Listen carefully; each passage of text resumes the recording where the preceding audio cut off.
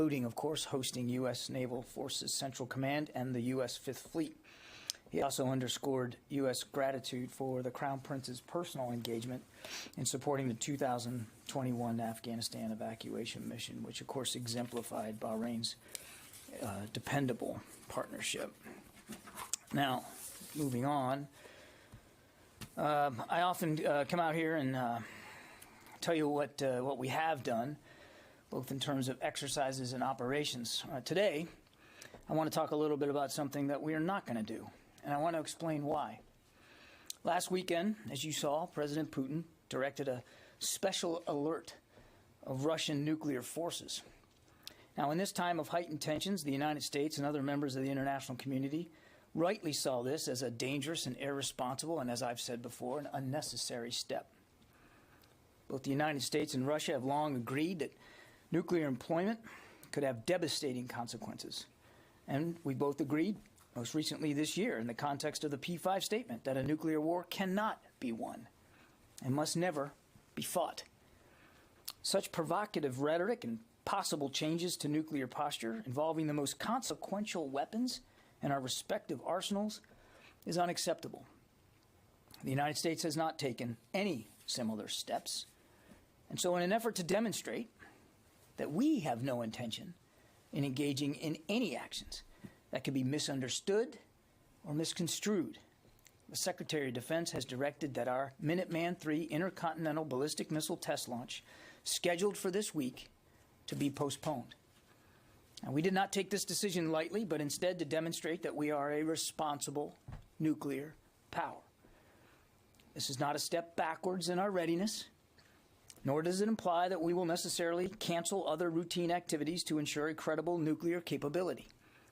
We remain confident in our strategic posture, as we've said before, and our ability to defend the homeland and our allies and our partners remains fully intact and ready.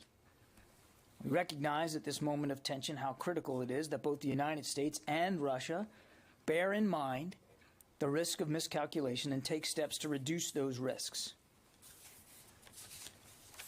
And then lastly, he's not sitting here. But I want to just take a moment to wish the department's best wishes to Mr. Bob Burns. He is, just as I think you know, announced that after 45 years of reporting, that he's going to retire, and really finally get a chance to spend more time with his family. As you know, he's been a staple here for decades, the dean of the press corps, and without question, a gentleman in every sense of the word. A great, dogged reporter, but a gentleman. And I'd like to just take a minute to read a little something from a book that was written by one of my predecessors. It's called Confirm or Deny. It's written by Phil Golding, and he wrote this book after he left after the McNamara administration. But he says something here about the Pentagon press corps that I think suits not just all of you, but certainly Bob Burns to a T. So if you'll just indulge me for a few minutes. And the responsible members of the underrated press corps of the Pentagon sit in their grubby room on the second floor of the big building and pore over the statements of top defense officials, checking them against the outstanding files many keep, their dog-eared copies of the huge budget book, the posture statements, and dozens of volumes of congressional testimony are underlined and indexed by their own work, and the margins are annotated. While they do understand the hardware of weapon systems, the good ones are also experts on the NATO alliance or the Middle East tinderbox, and several of them know more about nuclear strategy than some of the academicians who write on the subject. I think that is a perfect way of describing Mr. Bob Burns, particularly that stuff about the nuclear strategy. He spent an awful lot of time reporting on our nuclear capabilities and our nuclear posture, our nuclear training, our nuclear readiness. So with everything going on today, the stuff that I just opened with, and the tensions in Ukraine, the meeting with the Crown Prince of Bahrain in the Middle East, the tinderbox, as Mr. Golding wrote about, all that happening today, and then to be able to talk about a guy of Bob Burns' caliber fixing to retire after 45 years, I think just really, really appropriate. And personally,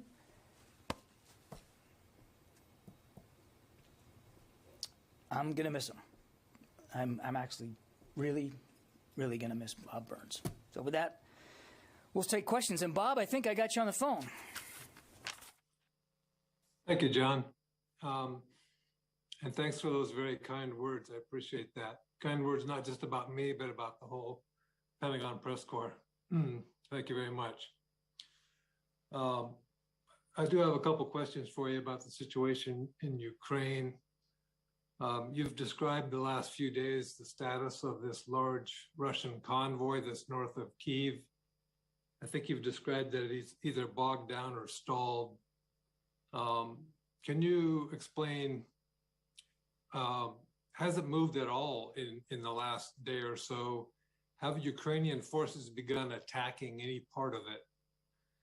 And then as a second question, can you give a picture of what's going on in the south? Or the Russian forces that made the amphibious landing, are they expanding or extending that part of the campaign? Thank you very much. Yes, sir. So on the convoy, what I would tell you is we still assess that convoy, but more broadly speaking, the northern push by the Russians down towards the south, towards Kyiv, remains stalled. They haven't, from our best estimates, have not made any appreciable progress, geographically speaking, in the last 24 to 36 hours. I mean, again, nothing very significant. It is difficult for us to know with great specificity all that is going into this stall, if you will. But in general, we believe that there's a couple of reasons for that. One, we believe the Russians are deliberately actually regrouping themselves and reassessing the progress that they have not made and how to make up the lost time. Two, we do believe that they have experienced logistics and sustainment challenges that we don't believe they fully anticipated. And three, they are getting resistance from the Ukrainians. We have some indications, nothing that we can 100% independently verify, but we have some indications that the Ukrainians have, in fact, tried to slow down that convoy. And we have no reason to doubt those reports, but again, we can't speak to it in great specificity. In the south, the Russian forces appear to be experiencing, in general, less resistance than they are up in the north. That said, the town of Kherson, which we knew they were moving on out of Crimea towards the northwest, that is, in our estimation, at least from what we can see, still a very contested fight. I know the Russians have claimed that they've got the town of Kherson. We're not in a position to call it either way. It appears to us that the Ukrainians are certainly fighting over that town. Coming out of Crimea to the northeast, we knew that they were advancing on Mariupol, a major population center in the south. We believe that advance is ongoing. That we don't believe that they are in the city center, and we do have every indication that Mariupol will be defended. So they are sort of branching out. If you look at Crimea and go north, they're branching out to both the northeast and the northwest. But they are beginning now. Our assessment is, as they get closer to these two population centers down in the south, we believe they're facing more resistance. Yes, anybody here? Tara. John, on the change to the Minuteman test, have any other changes been made to U.S. nuclear forces to put them on a higher alert readiness level? And then secondly, while the convoy is stalled, there are some indications that maybe the window is closing to be able to get aid into cities that may become under siege. What is the U.S. and NATO partners doing to maybe maximize the amount of aid that can get in while there's still a window open? So on the second question, I would just tell you that security assistance continues to flow, not just from the United States, but from many of our allies and partners. And as recently as even just the last 24 hours. We are making every effort to get as much security assistance as we can to the Ukrainians as fast as we can. And on the humanitarian side, again, we're going to continue to work with international organizations and NGOs to try to stem and assist in whatever way, not from a military perspective, I'm talking about from an administration perspective. We estimate, or we have seen numbers coming out of the UN of more than 500,000 people now leaving the country, as well as perhaps tens of thousands, if not more, internally displaced. So clearly, Mr. Putin is causing a humanitarian crisis as well. Jen? On the nuclear posture. Oh, I'm sorry. So first, I'd say this delayed test is not affecting our strategic nuclear posture and our deterrence. Just not. It's not canceled. We're just moving it to the right a little bit. And I won't talk about the specifics of our deterrent posture, except to repeat what I've heard the Secretary say many times, that he's confident, that he's comfortable, that the strategic deterrent posture that we have in place is up to the task of defending the homeland and our allies and our partners. Jen?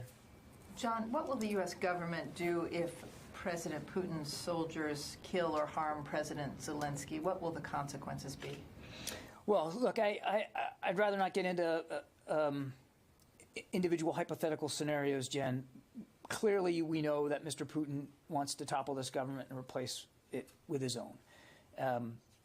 And he's already caused the loss of life, of innocence. He's already caused destruction of civilian infrastructure. And all that blood is on his hands. And any more blood that's shed is still going to be on Mr. Putin's hands. But I won't speculate about particular outcomes here with respect to individuals. Can you authenticate these videos that are circulating of Russian soldiers who are being held as POWs? Do you have any? We can't. I'm sorry. We've seen the same videos that you have. We have no reason to doubt them, but we can't independently verify them. Court? I'm wondering, we heard a lot about false flags leading up to the invasion. Are you still seeing any indications of false flags? One specifically that's sort of out there today is a local mayor in Luhansk who was allegedly kidnapped and killed.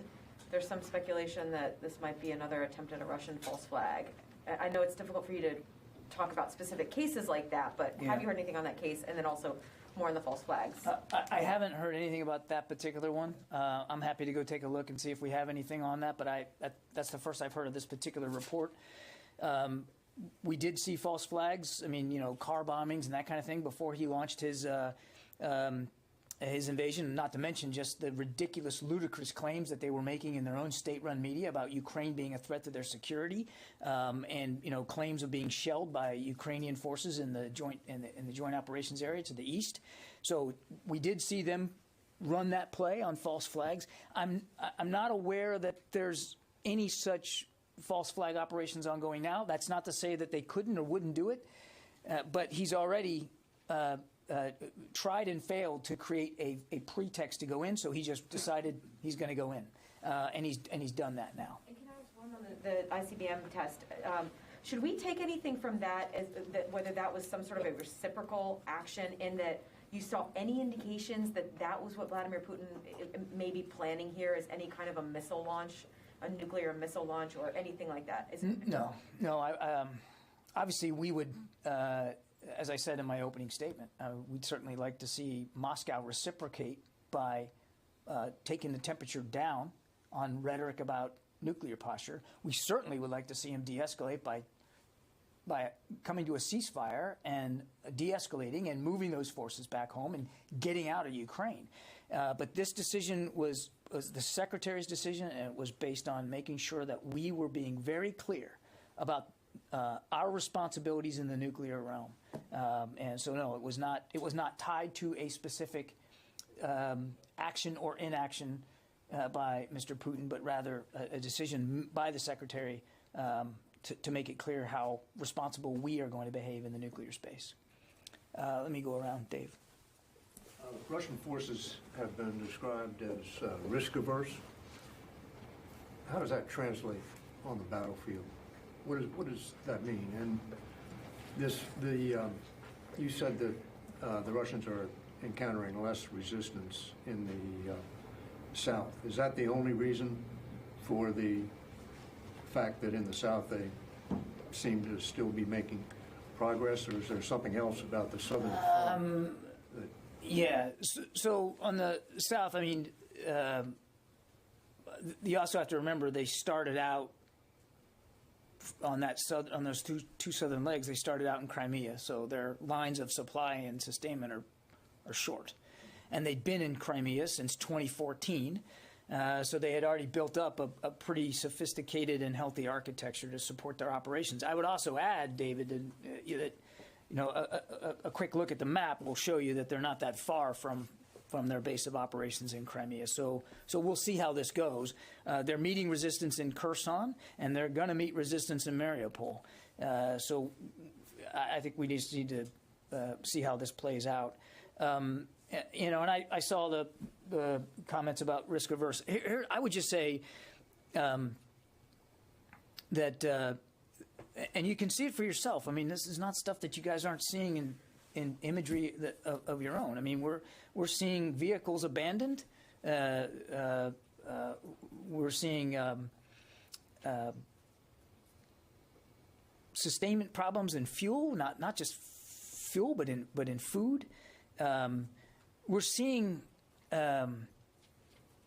indications here early on that though they have sophisticated combined arms capabilities, they're not being necessarily fully integrated. So they have made some missteps, and they're working their way through that. I want to be clear, as we've been before, that we have to be, as we look at this, we have to be pragmatic. The Ukrainians are fighting bravely and creatively. The Russians have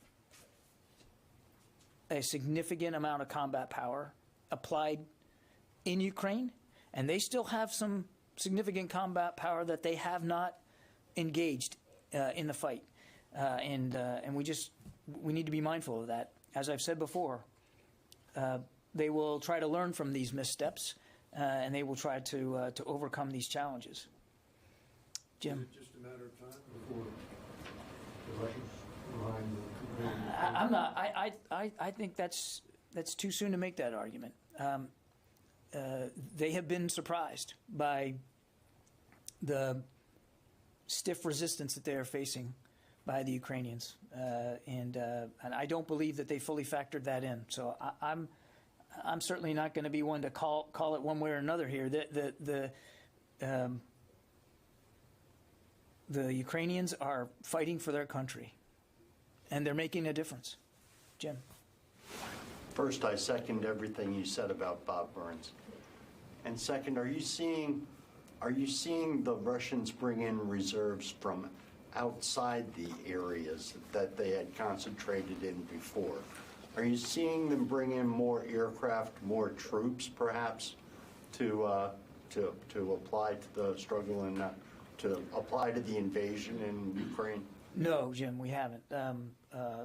We haven't seen any indications that Mr. Putin feels the need to bring in additional reinforcements from elsewhere in the country. He began to build up this combat power starting in the early fall, and has at his disposal more than 150,000 troops, more than 120 battalion tactical groups, and while we assess that the majority of that combat power is now in Ukraine, that doesn't mean that he doesn't have stuff that's not committed, and it doesn't mean that what he has in Ukraine has been diminished.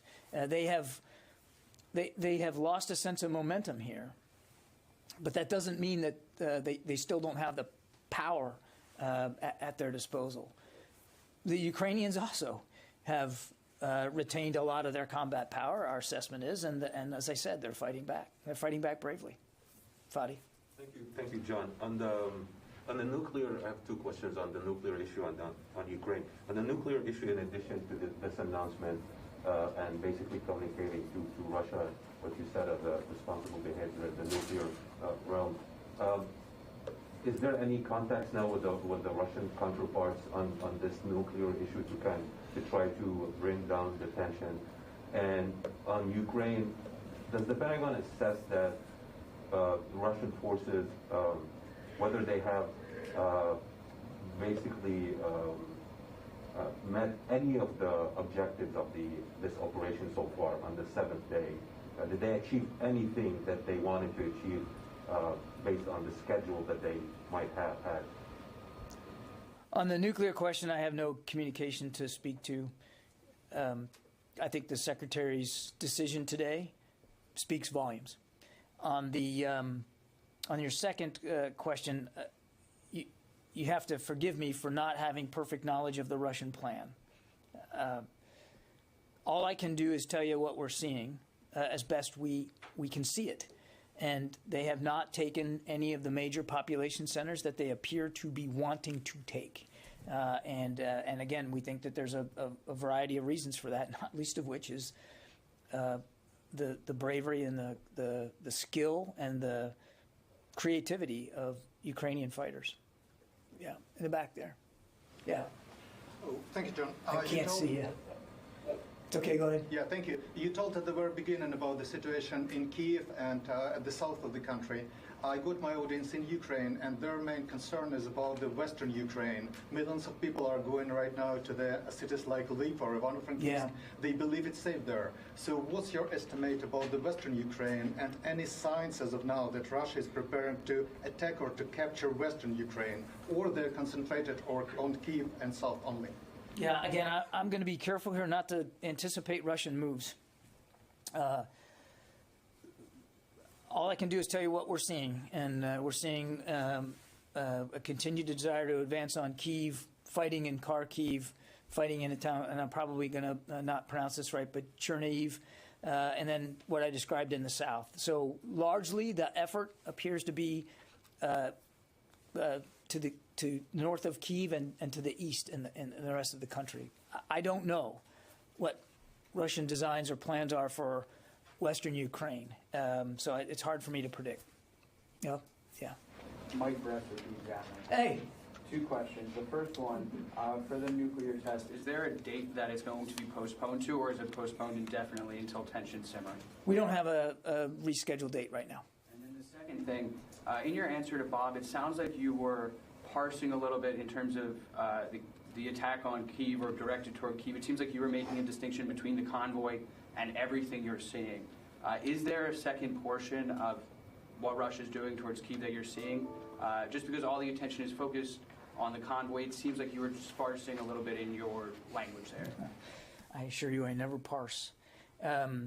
What I was trying to make the point I was trying to make, and I know there's a lot of interest in this convoy. I'm not clear, we're not clear, that you can segregate the convoy from their advances on Kyiv or what they're trying to do on Kyiv.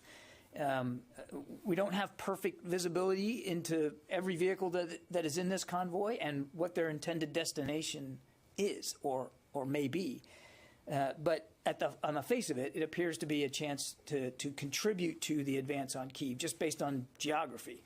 So what I was trying to do, perhaps inelegantly, was to broaden this out a little bit, and rather than stay focused on a convoy, try to look at it in perspective here. It's of a piece of what we believe their desire, which is to take Kyiv. Could you speak a little bit more specifically on that larger picture that you're seeing from the north? I'm not sure I can give you much more than I have, I'm afraid, Mike. As I said, we're somewhat limited in our ability to know and understand everything. We still believe it's Mr. Putin's desire to topple the government. In order to do that, he believes he has to take Kyiv. he continues to want to advance on Kyiv. That advance has been stalled. They are working through that, we think, right now. And a big reason why it's stalled is Ukrainian resistance, which continues right up to this hour. In the back there? Oh, hey. Hi. I have two questions for you. One, just you've outlined all these different population centers as being targets of the Russian advance. Yeah. Is there anything that you're seeing to maybe connect the dots between some of those in a potential, partitioning of the country, but between the population centers, efforts to kind of, sure. To connect those dots, basically. And then the second thing, you mentioned how the Ukrainians are resisting, slowing things down with the convoy, et cetera. Tactically speaking, would you define those as, defensive maneuvers or potentially offensive maneuvers that they're using against certain parts of the Russian military, whether it's convoy or other vehicles that you're seeing in the country? Are they, are they waiting to be fired on, or are they taking more aggressive measures? The Ukrainians? The Ukrainians, yeah, from that side. How would you define kind of their strategy here? They're defending their country. And every shot they take, every maneuver they execute, is designed to defend the sovereignty of their country. It's about defense, and they're fighting a very strong defense. On your other question, again, I have to confess to not having perfect knowledge of Mr. Putin's planning here. But on the face of it, as we see what we see happening on a daily basis, it appears as if they are moving along what we would describe as three main axes of invasion. One is from the north down towards Kyiv. And essentially there's sort of two forks there, northeast and northwest, kind of coming down on Kyiv. One avenue through Belarus and one avenue through Russia. There's also a southern advance that we've already talked about that's branching out of Crimea to the northeast and to the northwest. And then we see a push from what we would consider sort of the northeastern group that is moving on Kharkiv. Kharkiv is valuable because it's such a big city. It is a major population center. But it also could give Mr. Putin, again, Karun, I'm not an expert on what they're planning to do, but it certainly could give him an avenue of approach towards Kyiv. If the plan was to advance on Kyiv from multiple directions, then that direction might be one credible one that they could use. You're seeing this as a potential multi-front advance in the capital, not on trying to carve up the country potentially with all these various population centers. We definitely can see an effort to move on the capital. It's difficult to know with certainty what other moves inside Ukraine Mr. Putin might be trying to achieve. And again, it's hard for me to speak to a plan that we don't have perfect visibility on. So the idea of carving Ukraine up, I just can't speak to that specifically. It is entirely also possible that that what they're doing in the east could be an effort to fix Ukrainian armed forces in that eastern region so that they can't come to the defense of others. But again, they have not achieved success in the major population centers to date that we see them trying to move on. Tony. I have a couple of questions. One terrestrial and one space related. You mentioned earlier that the Russians haven't fully demonstrated a integrated combat arms capability. This is something the U.S. practices all the time at the National Training Center, and Marines do also. What are you not seeing that would demonstrate a seamless or monetarily seamless combined arms capability by the Russians? Yeah, again, I don't want to speak too much specifically on Russian operations, Tony. It's just when you look at what's happening, I would just say it doesn't appear that ground and air operations seem to be very well connected, based on what we're seeing happening. Yeah. I have a space question now. The richest man in the world, Elon Musk, successfully brought in Starlink internet communication disks into Ukraine. The Ukraine vice president showed a picture of this. I wanted to get your sense. Did the Pentagon at all help in the transport of these Starlink internet terminals?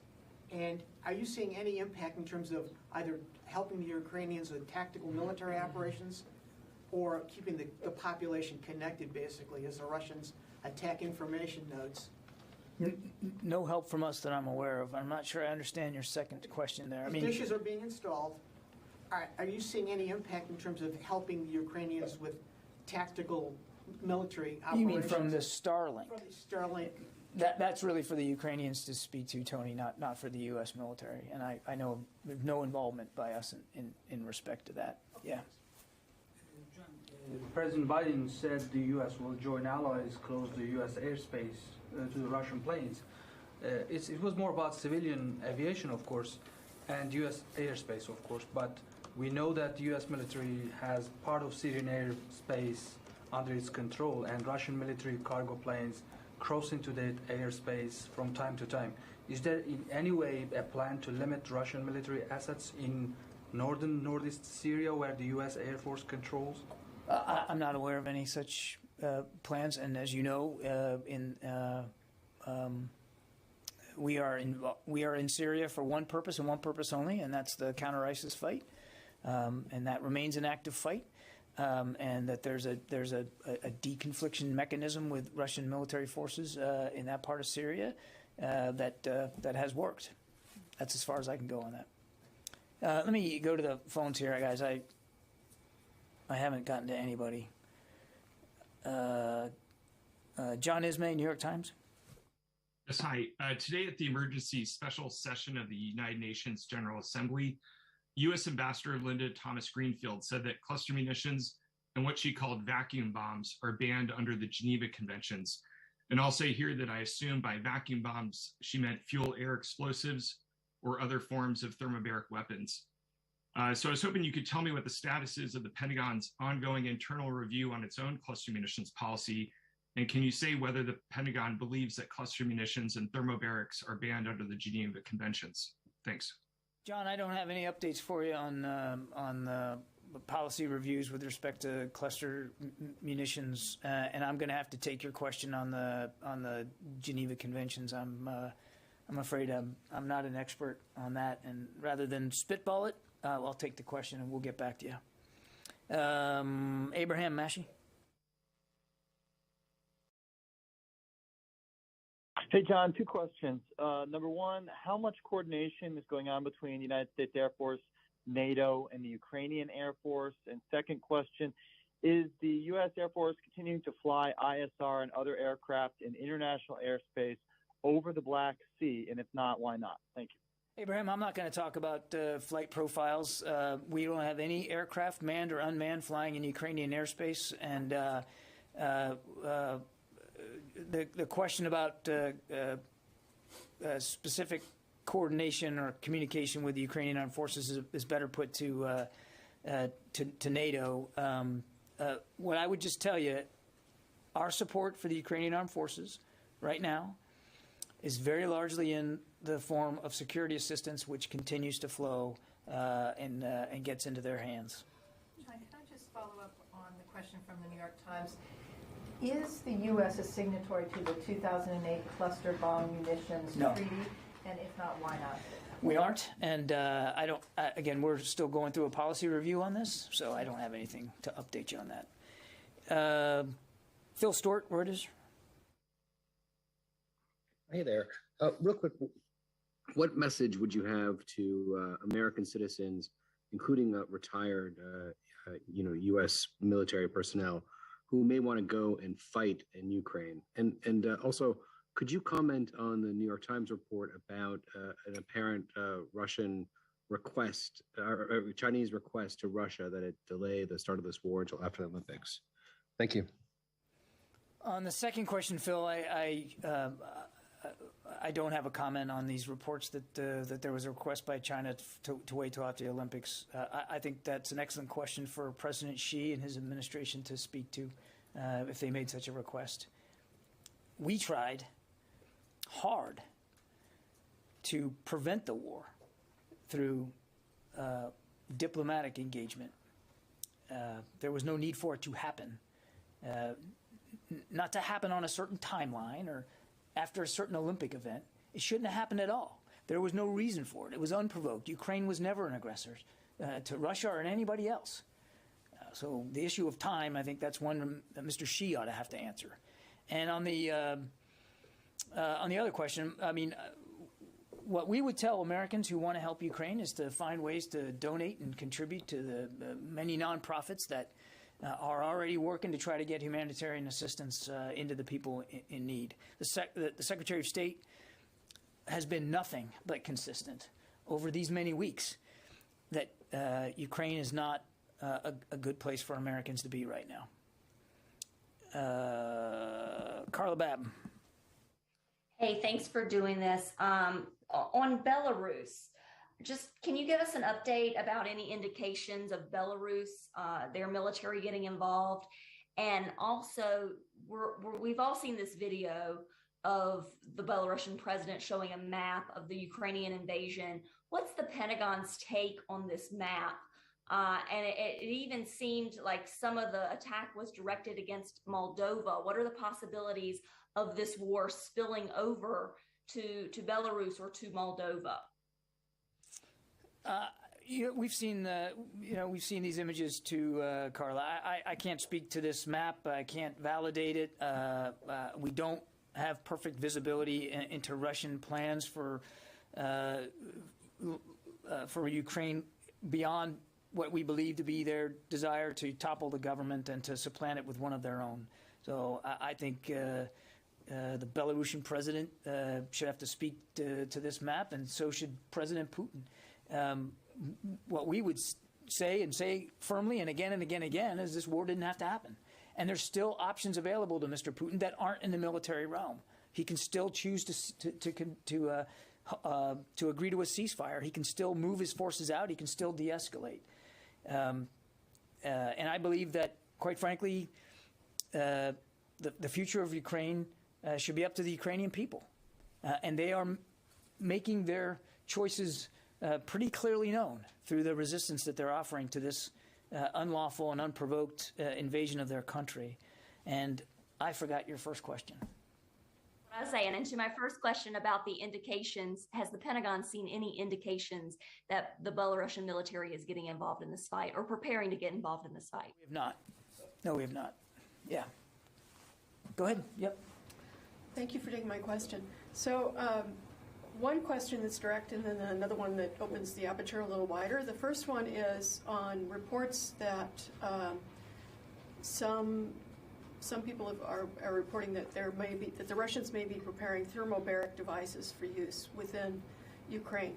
And I'm wondering if you can say anything to that. Have you any indication of that? Have you to substantiate that or anything? No, we cannot. My second one is about the global posture. Now that everything is focused on Ukraine, can you talk about readiness on a more global scale? Has anything changed that in terms of our readiness worldwide as we focus more on Ukraine? In terms of our ability to defend the nation elsewhere, outside of Europe, we remain confident that we can do that. There's been no diminution in American military readiness elsewhere around the world. And I would remind, I know we get very focused on the numbers of troops that we have added to the European theater and that we've moved around inside it, but a sense of perspective is important here. We already had more than 80,000 troops permanently deployed to Europe or on rotational orders. So just to give you a sense of perspective there, and NATO members themselves have nearly 2 million troops in their combined militaries. So I don't know of any permanent posture changes that are going to come as a result of this in Europe or elsewhere. We're focused on the problem at hand, and the problem at hand is making sure the Ukrainians can continue to defend themselves against an unprovoked invasion, and two, that we are continuing to reassure our NATO allies, and that they know that we take Article 5 very seriously. Okay? Yeah, Mike. Yeah, John, do you have any sense that the Russians are able to, or at least have been attempting to reconstitute any of these units that have been damaged, that have been hit by the Ukrainians? I don't have specifics in terms of their... these videos of the Ukrainians dragging away, Soviet or Russian tanks with tractors. Sure, I don't know. I mean, the convoy that everybody's fascinated with could be a part of this effort to replace damaged vehicles and to get their momentum back. But I don't have anything more specific, Mike. Oren? John, I was just wondering, with the closure of U.S. airspace to Russian flights, can you sort of give us a sense of how that would work if a Russian flight attempted to approach U.S. airspace? Is that NORAD's role to intercept? Is there coordination with the Canadians, or how does that play out? Without getting into specific hypotheticals, NORAD is perfectly postured. This is the mandate for NORAD to protect our homeland, North American homeland and airspace, and they're ready to do their contribution to the president's order. I think I just need to leave it at that. Janie. Thank you, Bernie. Thank you very much. I have two questions: Russia, China, and South Korea. First question: China and Russia have a strategic cooperative relationship. Do you know that? And these two countries have completed joint military exercises recently. How would you assessing the China still expressing support for Russia?